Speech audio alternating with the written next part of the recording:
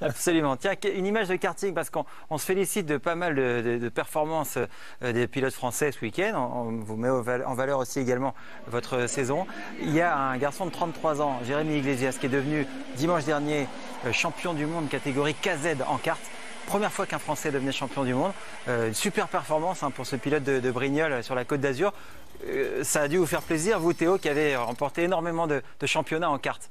Bien sûr, et je le connais très bien, Jérémy, et c'est top, franchement c'est superbe, champion du monde de karting. Et voilà, ça fait plaisir, sachant qu'en plus je le connais très bien, la piste de Brignoles, c'est là où j'ai fait mes premières courses. Donc, voilà. La voilà, cette piste, vous la reconnaissez probablement, Théo. Ah oui, on est allé tourner cette semaine avec notre correspondant Gilles Amar sur ce circuit pour justement en savoir un petit peu plus sur Jérémy Iglesias, qui a 33 ans, donc qui a passé de longues années en kart, qui tournait autour d'un titre majeur depuis des années. Et vraiment, tout le monde a été très heureux de le voir triompher. Julien ? Il n'y a eu que 9 pilotes français dans l'histoire à devenir champion du monde de karting. Et c'est le premier en catégorie de kart à boîte de vitesse, qui est une catégorie extrêmement difficile. Ce qu'il a réalisé, c'est exceptionnel et il faut vraiment garder en mémoire ce titre de champion du monde. On l'écoute, Jérémy Iglesias, champion du monde dimanche dernier à Lonato, en Italie. Beaucoup d'émotions. Le moment de franchir la ligne, c'est... J'ai eu toute ma vie qu'à défiler. Pourquoi j'ai débuté dans ce sport et tout. J'étais passionné de tout petit, puis il y a toutes ces images qui m'ont passé en tête, tous les moments, les bons moments passés.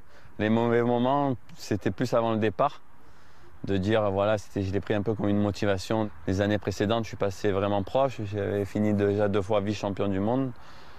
Bon, la toute première fois, c'est vrai qu'on est content parce qu'on vient de faire un grand résultat international, c'est le championnat du monde, on sait que c'est une course élevée, mais j'avais toujours en tête d'un jour décrocher le titre.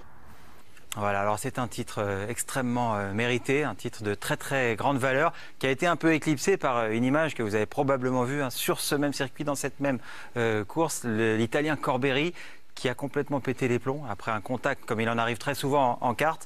Il s'est emparé du carénage de son kart et il a tenté de viser celui qu'il jugeait responsable de l'accrochage. Vous avez déjà vu dans vos longues années de kart une manœuvre comme celle-là, Théo ? Jamais, et honnêtement, ouais, j'en ai le sourire, mais c'est vraiment pas rigolo. C'est inadmissible de faire ça. Voilà, on est là de base pour s'amuser. Ok, il y en a qui jouent une carrière en karting, mais il faut quand même rester sérieux. Voilà, on est là pour faire du karting. Là, c'était un peu abusé. Ouais, c'était assez chaud. Il y a même eu une bagarre ensuite dans le paddock sur la piste dont son papa est le propriétaire. Et ce pilote-là, il a devancé toute sanction. Il a dit: je ne roulerai plus. C'était la seule bonne réaction qu'il ait eue dans cet événement, c'est de dire: j'arrête, je suis allé trop loin.